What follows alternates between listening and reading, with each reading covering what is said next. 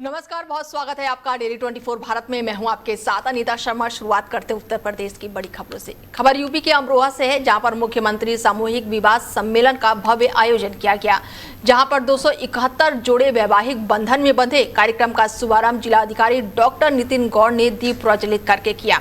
समारोह के माध्यम से शिक्षा मंत्री गुलाब देवी और साथ ही सांसद कंवर सिंह तंवर भी मौके पर मौजूद रहे। कार्यक्रम के दौरान सभी नवविवाहित जोड़ों का बायोमेट्रिक सत्यापन कराया गया और सत्यापन के बाद से लाभार्थियों को मुख्यमंत्री सामूहिक विवाह योजना का लाभ प्रदान किया गया। इस योजना के तहत आर्थिक रूप से कमजोर परिवारों की बेटियों के विवाह के लिए सरकार आर्थिक सहायता उपलब्ध कराती है, जिससे जरूरतमंद परिवारों को बड़ी राहत मिलती है। राज्य मंत्री गुलाब देवी ने नवदंपतियों को शुभकामनाएं दी और आशीर्वाद देते हुए कहा कि सरकार बिना किसी भेदभाव के लोगों तक जनकल्याणकारी योजनाओं का लाभ पहुंचाने के लिए प्रतिबद्ध है। उन्होंने कहा कि मुख्यमंत्री सामूहिक विवाह योजना न केवल आर्थिक रूप से कमजोर परिवारों का सहारा बन रही है, बल्कि समाज में सनातन सम्मान और सामाजिक समरसता को भी मजबूत कर रही है। कार्यक्रम का समापन दंपतियों के उज्जवल और सुखद वैवाहिक जीवन को शुभकामनाओं के साथ हुआ। आज कुछ कहने से पहले मैं माननीय मुख्यमंत्री जी का अभिनंदन करती हूँ, माननीय प्रधानमंत्री जी का अभिनंदन करती हूँ और समाज कल्याण मंत्री एस.एम. अरुण जी का मैं अभिनंदन करती हूँ कि आज इस जनपद में अब तक 700 शादियां हो चुकी हैं, लेकिन आज की तारीख में 271 विवाह संपन्न हो रहे हैं, जिसमें सबसे ज्यादा हमारे अल्पसंख्यक बंधु हैं जिनकी कन्याओं के हाथ पीले हुए हैं। ये सरकार विश्व में एक ऐसी सरकार है भारतीय जनता पार्टी की, जो उत्तर प्रदेश में कन्याओं की शादी के लिए पूरी व्यवस्था की जाती है, उनकी शिक्षा की पूरी व्यवस्था की जाती है। जिस दिन कन्या का जन्म हो जाता है उस दिन से ही माता पिता को चिंता हो जाती है कि बच्ची बड़ी होगी, इसकी शिक्षा का भी हमें ध्यान रखना है और इसकी शादी का भी हमें ध्यान रखना है। उसी दिन से वो धन का संग्रह करना शुरू कर देते हैं। लेकिन माननीय मुख्यमंत्री जी ने इस उनके समस्या का समाधान कर दिया है कि शिक्षा की भी व्यवस्था हमारी कन्याओं की हो रही है और उनकी शादी की व्यवस्था में भी पूर्ण सहयोग किया जा रहा है। 1 लाख रुपए की व्यवस्था की जा रही है, जिससे सारे परिवार खुश है। हमने सब लोगों के लिए ये एक संकेत दिया है कि जो माननीय मुख्यमंत्री जी आपकी कन्या दान ले रहे हैं, आपकी कन्या के हाथ पीले कर रहे हैं, ऐसे माननीय मुख्यमंत्री जी के हाथों को मजबूत करने का आपका धर्म बनता है, आपका इस्लाम बनता है। इसलिए उनके हाथों को मजबूत करें, माननीय प्रधानमंत्री जी के हाथों को मजबूत करें। यही वहीं गौशाला संचालन को लेकर विवाद सामने आया है। गौशाला समिति के संचालक ने ग्राम प्रधान और उनके परिवार पर कई गंभीर आरोप लगाए हैं। संचालक का कहना है कि गौशाला प्रधान के हाथ से निकलकर समिति को मिलने के बाद से ही उन्हें परेशान करने के लिए तरह तरह के प्रयास किए जा रहे हैं। आरोप है कि प्रधान के बेटे बाहरी लोगों को बुलाकर समिति पर गौशाला छोड़ने का दबाव बना रहे हैं और संचालक ने यह भी आरोप लगाया कि कुछ लोगों द्वारा गौवंश को नुकसान पहुंचाने और बाद में उसका वीडियो बनाकर समिति को बदनाम करने का प्रयास किया जा रहा है। संचालक के अनुसार गौशाला की फॉर्सिंग तार काटकर गौवंश को बाहर भगाने और लगाए जाने वाले पौधों को नुकसान पहुंचाने जैसी घटनाएं भी सामने आई है। उन्होंने आरोप लगाया कि पानी की टंकी का इस्तेमाल निगरानी स्थल की तरह किया जा रहा है और वहां पर वीडियो बनाकर सोशल मीडिया पर भ्रामक प्रचार किया जा रहा है। गौशाला समिति ने प्रशासन से पूरे मामले की निष्पक्ष जाँच करा के दोषियों के खिलाफ कार्रवाई की मांग की है। वहीं क्षेत्र में तहसील प्रशासन की कार्यशैली और कथित मनमाने रवैये से नाराज अधिवक्ताओं ने मंगलवार को हांडिया तहसील के मुख्य प्रवेश द्वार पर ताला लगाकर विरोध प्रदर्शन किया और इस दौरान अधिवक्ताओं ने प्रशासन के खिलाफ जमकर नारेबाजी की और अपनी मांगों को लेकर नाराजगी जताई। पूर्व बार मंत्री एडवोकेट बलराम यादव ने कहा कि यदि तहसील प्रशासन अपनी कार्य प्रणाली में सुधार नहीं करता है तो अधिवक्ता अनिश्चितकालीन धरना प्रदर्शन के लिए बाध्य होंगे। उन्होंने चेतावनी दी कि जरूरत पड़ी तो अधिवक्ता जेल भरो आंदोलन भी शुरू करेंगे। मीडिया से बातचीत में बलराम यादव ने आरोप लगाया कि शासन के निर्देशों के अनुसार अधिकारियों और कर्मचारियों को अपनी तैनाती वाले स्थान पर ही निवास करना चाहिए ताकि आपात स्थिति में वो तत्काल उपलब्ध हो सके। और लेकिन हांडिया तहसील में अधिकांश अधिकारी और कर्मचारी प्रयागराज शहर या फिर अन्य स्थानों से आकर ड्यूटी कर रहे हैं। अधिवक्ताओं का कहना है कि दुर्घटना, आपदा या फिर किसी भी आपात स्थिति में अधिकारियों को उपलब्ध से आम जनता को काफी परेशानियों का सामना करना पड़ता है। उन्होंने तहसील प्रशासन से व्यवस्थाओं में तत्काल सुधार की मांग की है। तहसील बंद है। मामला यह है कि लगभग विगत 2 महीने से तहसील में एक भी कोई अधिकारी नहीं है और यह तहसील दलालों के माध्यम से चलाया जाता है। यहाँ पर कोई कानूनगो और लेखपाल कभी आते नहीं। ये दलालों के माध्यम से 2 लाख 3 लाख रुपए लेकर के गरीब किसानों की अवैध जमीन कब्जा कराने का काम करते हैं। तहसील में एक भी अधिकारी उपस्थित नहीं है, इसलिए आज हम लोगों ने तहसील हंडिया का गेट बंद करके अपना विरोध जारी किया। अगर इनके व्यवस्था में सुधार नहीं आया तो आंदोलन और बड़ा होगा। मतलब ये जमीन कब्जा को लेकर जो शिकायत है किसकी जमीनें है? किसानों की जमीनें हैं, अधिवक्ताओं की जमीनें हैं, आम फरियादों की जमीनें हैं। यहाँ पे न्याय इस समय एकदम खत्म है।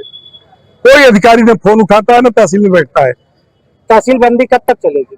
अगर इनके व्यवस्था, कल तहसीलदार महोदय ने समय दिया है कि हम कानूनगो को बुलाएंगे, अगर उनके व्यवस्था में सुधार नहीं आता तो अनिश्चितकालीन हड़ताल होगी।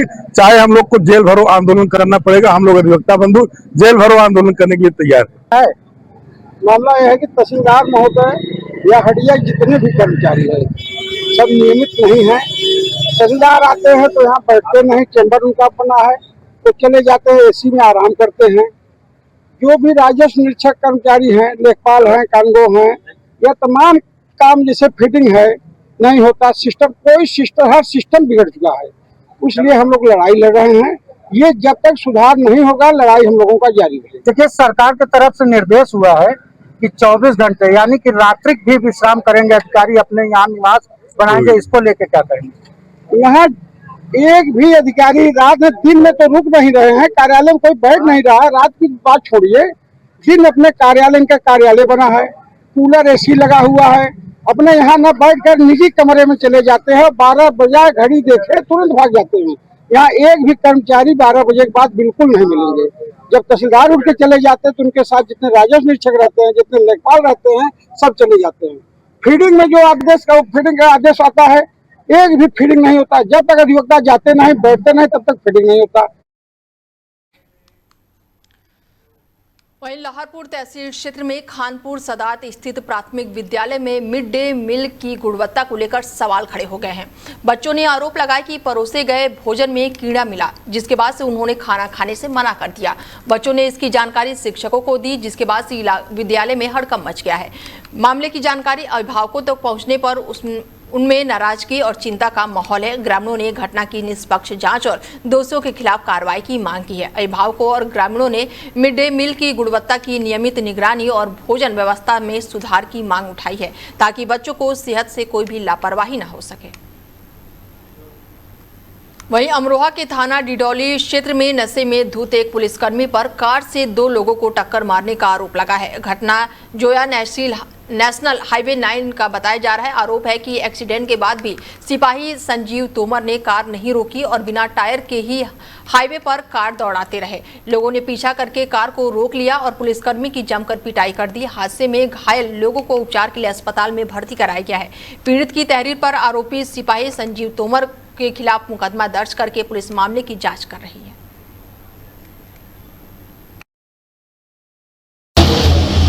कल थाना डिडौली क्षेत्र में रात्रि में एक घटना घटित हुई, जिसमें हेड कांस्टेबल संजीव कुमार तोमर, जो हाल में पुलिस लाइन अमरोहा में तैनात हैं और ये थाना डिडौली क्षेत्र में किराए के मकान में रहते हैं, शराब के नशे में इन्होंने कुछ लोगों पर गाड़ी चढ़ाने का प्रयास किया और उसके बाद जब ये वहाँ से भागे तो वहाँ आगे जाके इनका एक्सीडेंट हुआ, जिसमें अन्य 2 लोग घायल हुए हैं। इस संबंध में हेड कांस्टेबल संजीव कुमार इनके विरुद्ध एक अभियोग धारा 109(1), 323 और 352 BNS के अंतर्गत कायम हुआ है। साथ ही जो एक्सीडेंट इनके द्वारा किया गया उसके संबंध में भी एक अन्य अभियोग इनके विरुद्ध पंजीकृत किया गया है।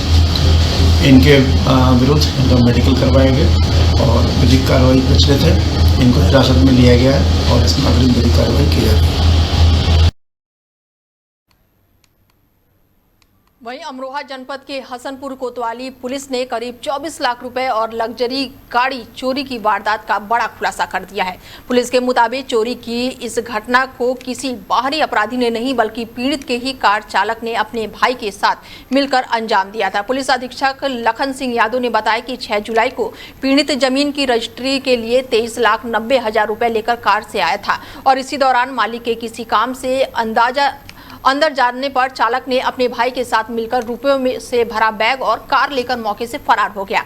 मामले की जांच के लिए पुलिस ने 3 टीमें गठित की। सर्विलांस और साक्ष्यों के आधार पर पुलिस ने आरोपी भाइयों मनोज गुप्ता और कमल गुप्ता को गिरफ्तार कर लिया है। पुलिस ने उनके पास से चोरी की पूरी रकम और कार बरामद कर ली है। एसपी ने पुलिस टीम की सराहना करते हुए पुरस्कार देने की घोषणा की है।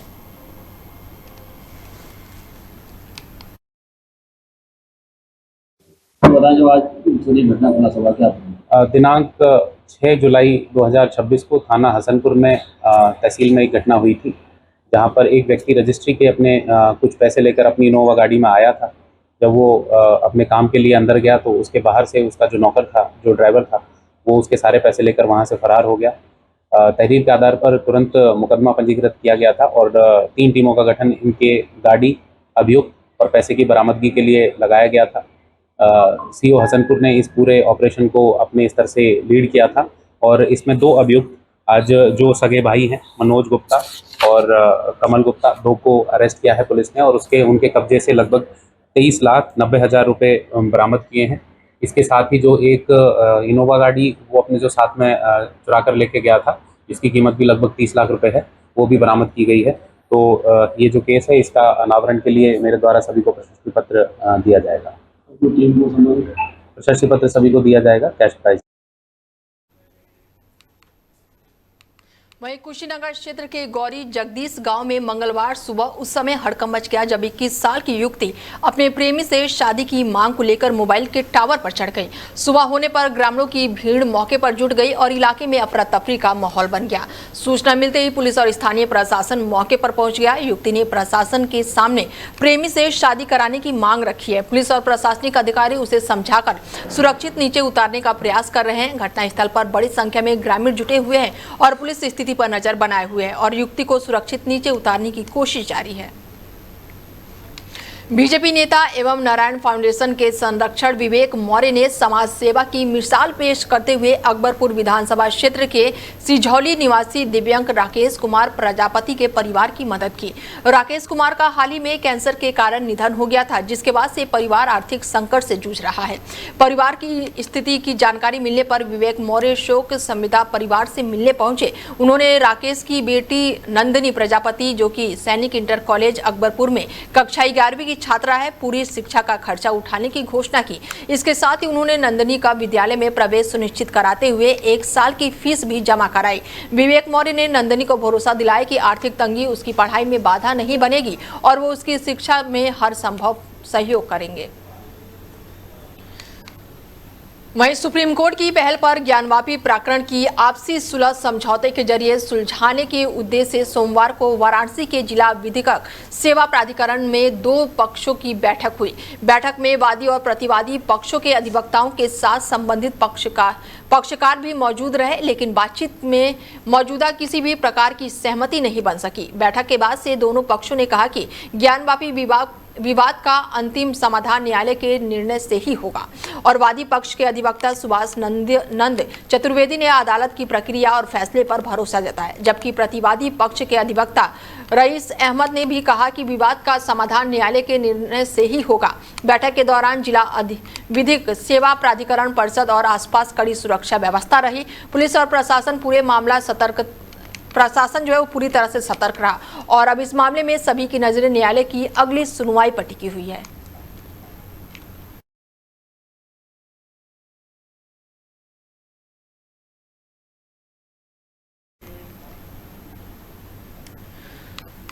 वहीं बदायूं के थाना जरीफ नगर क्षेत्र में एक व्यक्ति की मौत के बाद से परिजनों और ग्रामीणों का गुस्सा फूट पड़ा। आक्रोशित लोगों ने नाधा पुलिस चौकी के बाहर शव रखकर सड़क जाम कर दिया और पुलिस प्रशासन के खिलाफ जमकर नारेबाजी की। प्रदर्शनकारी मामले में दोषियों के खिलाफ कड़ी कार्रवाई की मांग कर रहे हैं। बताया जा रहा है कि कादर नगर में हुए विवाद के बाद से हरिओम की मौत हो गई। घटना से नाराज परिजनों और ग्रामीणों में पुलिस चौकी के सामने प्रदर्शन करना शुरू कर दिया। सूचना मिलते ही कई थानों की पुलिस मौके पर पहुंची है और हालातों को संभाला। पुलिस अधिकारी परिजनों और ग्रामीणों को समझाने का प्रयास कर रहे हैं।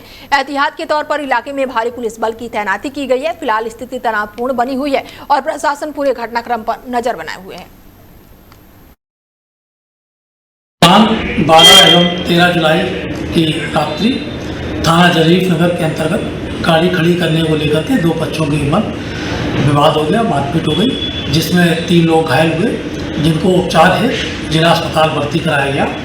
उपचार के दौरान उसमें से हरिओम की मृत्यु हो गई। इसमें तत्काल अभियोग पंजीकृत किया गया। 6 अभियुक्तों को हिरासत में लेकर के कार्रवाई की जा रही है। वहीं बदायूं क्षेत्र में एक बंद मकान के अंदर युवक युवती के होने की सूचना से इलाके में हड़कंप मच गया। सूचना मिलते ही बड़ी संख्या में स्थानीय लोग मौके पर जुट गए।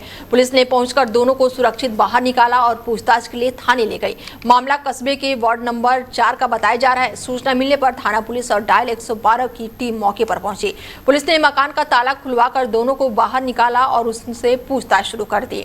घटना के दौरान मौके पर काफी देर तक भीड़ लगी रही। पूरे घटनाक्रम के कई वीडियो सोशल मीडिया पर वायरल हो रहे हैं। फिलहाल फैजगंज बेहट थाना पुलिस मौके पर पहुंची हुई है और आवश्यक कार्रवाई में जुटी हुई है। बलरामपुर को स्वच्छ, सुव्यवस्थित और जाम मुक्त बनाने के उद्देश्य से जिलाधिकारी डॉक्टर विपिन कुमार जैन ने शहर के प्रमुख क्षेत्रों का पैदल निरीक्षण किया। निरीक्षण के दौरान उन्होंने सड़क यातायात, सफाई और अतिक्रमण की स्थिति का जायजा लेते हुए संबंधित अधिकारियों को आवश्यक दिशा निर्देश दिए। डीएम ने निर्देश दिया कि 15 अगस्त से पहले शहर के प्रमुख चौराहों का सौंदर्यीकरण हर हाल में पूरा किया जाएगा और इसके साथ ही नालों की नियमित सफाई सुनिश्चित करना, सड़कों और सार्वजनिक जगहों से अतिक्रमण हटाने और यातायात व्यवस्था को बेहतर बनाने पर विशेष जोर दिया गया। उन्होंने वीर विनय चौराहे पर नो वेंडिंग जोन घोषित करने और 1 वे ट्रैफिक व्यवस्था लागू करने का निर्देश दिया ताकि जाम की समस्या से लोगों को राहत मिल सके। शहर में बढ़ते वाहनों को देखते हुए मल्टी लेवल पार्किंग की कार्य योजना तैयार करने के लिए भी अधिकारियों को आवश्यक कार्रवाई करने को कहा। निरीक्षण के दौरान जिलाधिकारी ने जिला अस्पताल का भी दौरा किया और वहां पर प्रस्तावित मॉड्यूल और ऑपरेशन थिएटर ओटी के निर्माण कार्यों की प्रगति की समीक्षा की। वहीं कानपुर दक्षिण जोन कमिश्नरेट पुलिस को साइबर अपराध के खिलाफ बड़ी सफलता मिली है। थाना राउंड पुलिस ने 12 साइबर अपराधियों को गिरफ्तार किया है जो फर्जी सिम और मोबाइल नंबरों के जरिए लोगों को सरकारी योजनाओं का झांसा देकर ठगी करते थे और ये कार्रवाई डीसीपी दक्षिण दीपेंद्र नाथ चौधरी, एडीसीपी दक्षिण और एसीपी घाटमपुर के निर्देश में साइबर अपराधियों के खिलाफ चलाए जा रहे विशेष अभियान के तहत की गई है। पुलिस के अनुसार एनसीआरपी पोर्टल और समन्वय पोर्टल और प्रतिबिंब पोर्टल पर प्राप्त सूचनाओं और साइबर अपराधों के हॉटस्पॉट को निगरानी के आधार पर कार्रवाई की गई है। 13 जुलाई को मुखबिर की सूचना के आधार पर पुलिस ने बड़ी कार्रवाई की और छापेमारी करके 12 आरोपियों को मौके से गिरफ्तार किया। पूछताछ में खुलासा हुआ कि आरोपी प्रधानमंत्री आवास योजना और समेत कई विभिन्न सरकारी योजनाओं का लाभ दिलाने का झांसा देकर लोगों से संपर्क करते थे। इसके बाद से पुलिस ने बड़ी कार्रवाई करते हुए फिलहाल आरोपियों को धर दबोचा है और आगे की कार्रवाई शुरू कर दी है। के निर्देशन में साइबर वज्र कार्य योजना चलाई जा रही है और जिसके क्रम में एनसीआरपी पोर्टल, प्रतिबिंब पोर्टल और समन्वय पोर्टल पर लगातार सूचनाएं आ रही हैं और आ रही थी कि हमारा कुछ क्षेत्र खास करके घाटमपुर, रेवना और उसका गिरसी वाला इलाका और उससे सटा कानपुर देहात, यहाँ पर साइबर अपराध से जुड़े अपराधी लगातार भोले भाले लोगों को अपनी ठगी का शिकार बना रहे हैं। पूर्व में भी रेवना क्षेत्र में इस प्रकार की कार्रवाई की गई थी जिसमें लगभग 21 अभियुक्त जेल भेजे गए थे और उसी क्रम में पुनः जो हमें सूचनाएं प्राप्त हुई थी उसके क्रम में आज सुबह लगभग 9 बजे गिरसी नहर पुलिया के पास रेड करके जब वहां पर ये सारे अभियुक्त बैठ करके और अपने मोबाइल फोन के माध्यम से लोगों को ठगी का शिकार कर रहे थे, हमारी टीम ने एक पूरी दबिश दे करके घेर करके 12 अपराधियों को गिरफ्तार किया है जो थाना रेवना एवं आसपास के क्षेत्रों के रहने वाले हैं। ये लोग प्रधानमंत्री योजना के नाम पर लोगों को फोन करते हैं और जो इनके पास कुछ डाटा है उसको फोन करते हैं और आगे पीछे उसके नंबर को चेंज करते हैं और उनसे ये कहते हैं कि आपका प्रधानमंत्री आवास योजना के तहत आपका नाम आया है, यदि आप किसी से 1100 किसी से 11,000 रुपए अगर आप जमा कर देंगे तो आपको आवास मिल जाएगा। इसमें प्रायः लोग इनके झांसे में आ जाते हैं और वो पैसा इनके द्वारा भेजे गए अकाउंट्स में भेज देते हैं और इस प्रकार से वो एक तरह से साइबर ठगी का शिकार हो जाते हैं। इसी क्रम में इन अभियुक्तों की गिरफ्तारी की गई है और इसमें 10 मोबाइल। वहीं यूपी के अलीगढ़ के टप्पल थाना क्षेत्र में 15 साल की नाबालिग किशोरी के लापता होने का मामला सामने आया है। आरोप है कि पड़ोस में रहने वाली एक युवती किशोरी को बहला फुसलाकर अपने साथ ले गई और परिजनों का कहना है कि किशोरी के घर नहीं लौटने पर उन्होंने रिश्तेदारों और अन्य संभावित जगहों पर उसकी तलाश की, लेकिन कोई भी सुराग नहीं मिला। इसके बाद से स्थानीय पुलिस से शिकायत करके कार्रवाई की मांग की गई। पीड़ित परिवार का आरोप है कि शिकायत के 4 दिन बीत जाने के बावजूद भी पुलिस ने अब तक मामला दर्ज नहीं किया और इतना ही नहीं, परिजनों ने टप्पल थाने में तैनात दरोगा मनीष गुप्ता पर कार्रवाई करने के बजाय उन्हें धमकाने का भी आरोप लगाए हैं। इस संबंध में कथित तौर पर एक ऑडियो भी सोशल मीडिया पर वायरल हो रहा है, जिसकी सत्यता की स्वतंत्र पुष्टि नहीं हो सकी है। पीड़ित परिवार ने पुलिस प्रशासन से तत्काल मुकदमा दर्ज करके किशोर की बरामदगी और मामले की निष्पक्ष जांच की मांग की है। ये मामला टप्पल थाना क्षेत्र का बताया जा रहा है। फिलहाल पुलिस की ओर से इस मामले में अधिकारिक बयान सामने नहीं आया है। करुआ। कहाँ के रहने वाले? देवगा का। थाना कौन सा पड़ता है? टप्पल। क्या मामला हुआ, पूरी बात बताइए। पूरी बात यह है जी, मेरी नातनी ज्योति कुमारी और मेरी धेती प्रिया ले गई है, उसका ना पता है। कितने दिन हो गए ले गए? तो 4 दिन हो गया। शिकायत दी थाने में आपने? हाँ, मैंने शिकायत करी। क्या हुआ फिर उसमें? पुलिस ने कोई कार्रवाई की? मैंने फ़ोन कराया इधर से। क्या हुआ फिर क्या हुआ? फ़ोन करा मैंने और दरोगा जी बोले मैं बच्ची को कहाँ से ला दूँ। मैं बच्ची तो साहब हम कहाँ करें। मैं उनको इतला करो, इंक्वायरी करो कहाँ गई है कहाँ नहीं गई। हम बोले हमारे तो रिश्तेदारों का फ़ोन आया रहो और लड़की रिश्तेदारी में तो है नहीं। क्या चाहते हो? अब क्या चाहते हो आप? मेरी बच्ची चाहिए। वहीं बदायूं के नगर थाना क्षेत्र स्थित कादर नगर में गांव में शव को लेकर धरने पर बैठे परिजनों और पुलिस के बीच तनाव लगातार बढ़ गया है। आरोप है कि धरना समाप्त करने के दौरान पुलिस ने परिजनों पर लाठीचार्ज किया, जिससे मौके पर अफरा तफरी मच गई। इसके बाद से पुलिस शव को उठाकर पीड़ित परिवार के घर ले गई। परिजनों का आरोप है कि उन्होंने न्याय दिलाने के बजाय पुलिस से उनके साथ बल प्रयोग किया है और मृतक के परिजन सुबह से ही अनशन पर बैठे थे और आरोपियों की तत्काल गिरफ्तारी की मांग कर रहे थे। उनका कहना है कि जब तक सभी आरोपियों की गिरफ्तारी नहीं होगी तब तक उनका विरोध जारी रहेगा। दोपहर में परिजन शव को लेकर चौकी पर धरने पर बैठ गए, जिसके बाद से पुलिस और प्रदर्शनकारियों के बीच तनाव और बढ़ गया और इसी बीच परिजनों ने यह भी आरोप लगाया कि वरिष्ठ पुलिस अधीक्षक अंकिता शर्मा उनसे मिलने नहीं पहुंची। दूसरी ओर उस समय एसएसपी जिला अधिकारी और एडीजी जोन बरेली महिला बटालियन का निरीक्षण कर रहे थे, जिससे लेकर सवाल उठ रहे हैं। फिलहाल इलाके में एहतियात के तौर पर कई थानों की पुलिस फोर्स तैनात है। पुलिस की ओर से लाठीचार्ज के आरोपों पर आधिकारिक प्रतिक्रिया का इंतजार है। दिनांक 12-13 जुलाई की रात्रि थाना जरीफ नगर के अंतर्गत ग्राम कादर चौक में एक गांव में गाड़ी खड़ी करने को लेकर के 2 पक्षों के बीच विवाद हुआ। दोनों पक्ष एक ही जात के हैं। इस विवाद में 3 लोग घायल हुए। पुलिस के द्वारा उपचार हेतु जिला अस्पताल भेजा गया। 10 समय अभियोग पंजीकृत किया गया, जिसमें 6 नामजद अभियुक्तों को गिरफ्तार किया गया। उपचार के दौरान एक मजरूह हरिओम की मृत्यु हो गई। आज शाम जब उनकी डेड बॉडी गांव में आई तो कुछ बाहरी जनपद के लोगों के द्वारा वहाँ पर रोड जाम कर दिया गया। पुलिस प्रशासन द्वारा उन्हें समझाने का पूरा प्रयास किया गया, परंतु इन लोगों ने पुलिस प्रशासन पर अनर्गल दबाव बनाने के उद्देश्य से पेट्रोल छिड़ककर धक्का मुक्की पत्थरबाजी की गई। इस संदर्भ में पुलिस के द्वारा अभियोग पंजीकृत किया जा रहा है। 3 व्यक्तियों को हिरासत में लिया गया है। अन्य विधिक कार्रवाई प्रचलित है। डेड बॉडी को सम्मानपूर्वक अंतिम संस्कार हेतु गांव में रवाना किया गया है। मौके पर शांति व्यवस्था। वहीं ललितपुर में मारपीट में घायल एक बुजुर्ग महिला की इलाज के दौरान मौत के बाद से परिजनों और स्थानीय लोगों का गुस्सा फूट पड़ा। सदर कोतवाली क्षेत्र के नेहरू नगर निवासी महिला की मौत के बाद से परिजनों ने न्याय की मांग को लेकर देवगढ़ रोड पर शव रखकर जाम लगा दिया।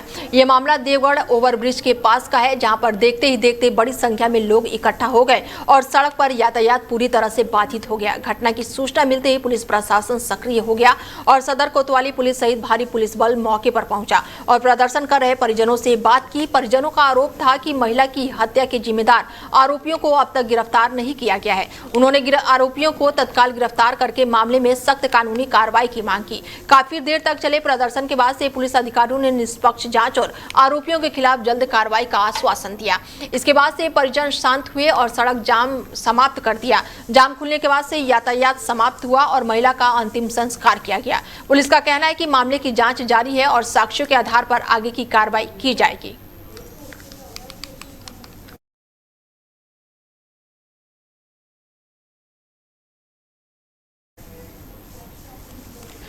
फिलहाल बुलेटिन में मेरे साथ इतना ही। दीजिए इजाजत। नमस्कार।